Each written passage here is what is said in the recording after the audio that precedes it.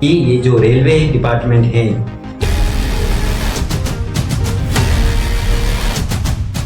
क्या उनको ये अधिकार मिल गया कि वो बच्चों का भविष्य खराब करें। नवंबर 2020।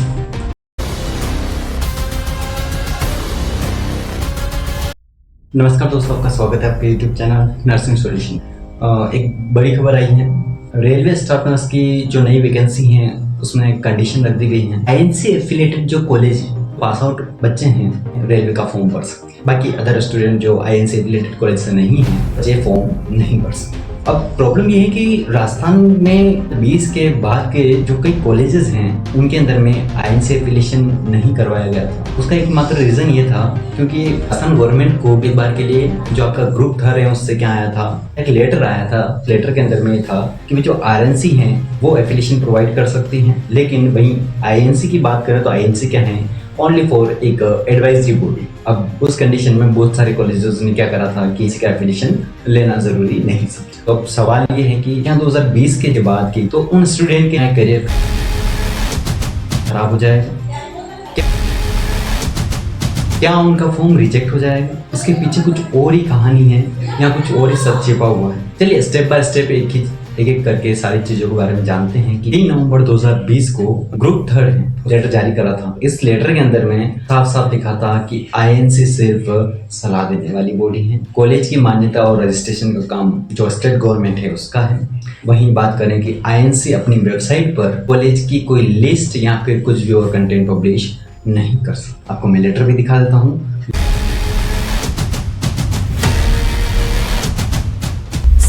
नवंबर 2020 को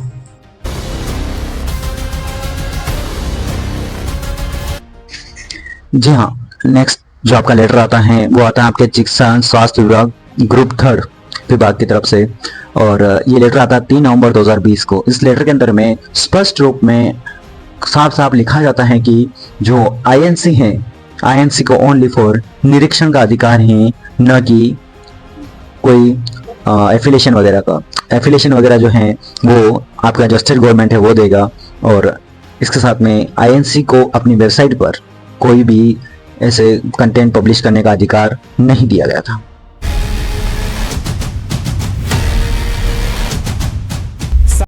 इसके बाद में एक लेटर और जारी होता है 2 फरवरी 2021 को।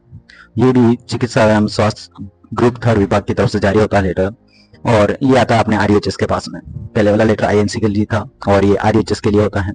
इस लेटर के अंदर में भी साफ साफ लिखा था कि माननीय उच्च न्यायालय नई दिल्ली द्वारा दिनांक 11/9/2017 को दिए गए आदेश की अनुपालना में जो आईएनसी की जो भूमिका है उसके लिए लेटर जारी किया जाता है।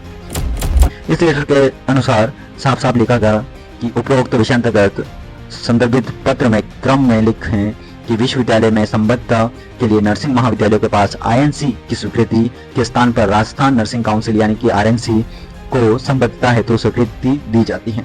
और इस कंडीशन में जो आईएनसी हैं वो अपना कोई भी जो एफिलिएशन वगैरह है वो प्रोवाइड नहीं कर सकती, लेकिन जो आपका एफिलिएशन वगैरह प्रोवाइड करने का अधिकार सीधे सीधे आपकी स्टेट गवर्नमेंट को दे दिया जाता है। डायरेक्टली आपकी जो स्टेट गवर्नमेंट है वो ये चीज कर सकती है।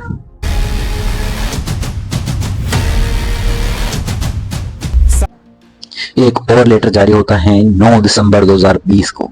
जो अपन लेटर की बात कर रहे थे कि 24/7/2017 का जो आपके गवर्नमेंट का जो ऑर्डर था उसी ऑर्डर के भी यहाँ पे बात कर रहे हैं। तो देखिए कि 24 जुलाई 2017 को कर्नाटक हाईकोर्ट ने साफ कर दिया था कि नर्सिंग संस्थानों को मान्यता देने का अधिकार जो केवल है स्टेट काउंसिल के पास है, यानी स्टेट गवर्नमेंट के पास है। कोर्ट ने यह भी आदेश दिया था कि आईएनसी की वेबसाइट पर किसी भी माध्यम से दावा नहीं करे कि रिकॉग्नाइजेशन जो आपके एफिलिएशन है वो आईएनसी देता है। उसके बाद में 16 अक्टूबर 2020 को आईएनसी ने राजीव गांधी यूनिवर्सिटी को एक क्लियरिफिकेशन लेटर भेजा जिसमें साफ लिखा कि जो एफिलिएशन लेने का अधिकार है वो ओनली फॉर नर्सिंग जो कर रहे हैं स्टूडेंट, उनके जो स्टेट गवर्नमेंट है वहीं का अधिकार है, यानी कि स्टेट गवर्नमेंट ही क्या कर सकता है, एफिलिएशन दे सकता है। तो अब बिल्कुल क्लियर हो गया कि नर्सिंग इंस्टीट्यूशंस के पास मान्यता लेनी है तो आपको सीधा सीधा नर्सिंग इंस्टीट्यूशंस को जो अपना स्टेट गवर्नमेंट है इसी की मान्यता लेनी पड़ेगी।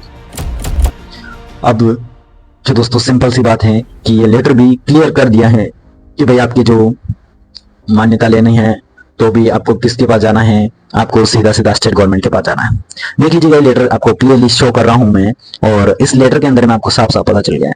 अब मैं और बात करूं आपको इसके बारे में कि भाई आपको प्रूफ के रूप में इन लेटर का यूज करना है जब आपको आरआरबी में सिलेक्शन हो जाए और आपको अगर रोका जाए इसके बिहाफ पे कि आपका आईएनसी एफिलिएशन नहीं है और आप 2020 के बाद के स्टूडेंट हो, तो उनके लिए क्लियर है कि आपका जो कॉलेज है उसने एफिलिएशन क्यों नहीं लिया, उसका वैलिड रीजन आपके पास है।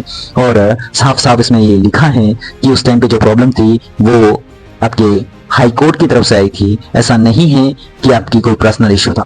अब आप फॉर्म भरेंगे और आपको सिलेक्शन को देना पड़ेगा, क्योंकि आईएनसी जो हैं उनने पहले ही क्लेरिफाई कर चुके हैं लेटर हेड देके कि हम ओनली फॉर जो है निरीक्षण का अधिकार रखते हैं, जो आपके एफिलिएशन का अधिकार था वो आपकी स्टेट गवर्नमेंट के पास।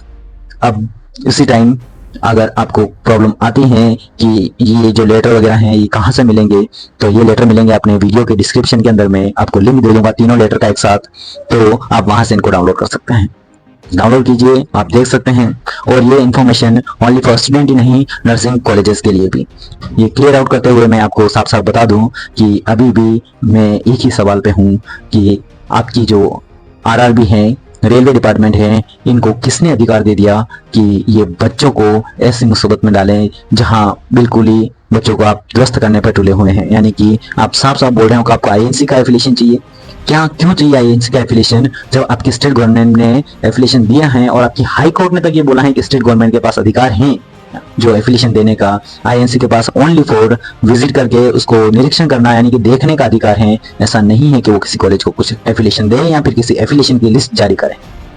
तो आपको एक बार इन लेटर्स के बारे में और पुरानी चीजों के बारे में पढ़ लेना चाहिए। ये सीधा सीधा अपने रेलवे डिपार्टमेंट से क्वेश्चन है कि आपको किसी ने कोई अधिकार नहीं दिया कि आप बच्चों का भविष्य खराब करें। Thank you for watching.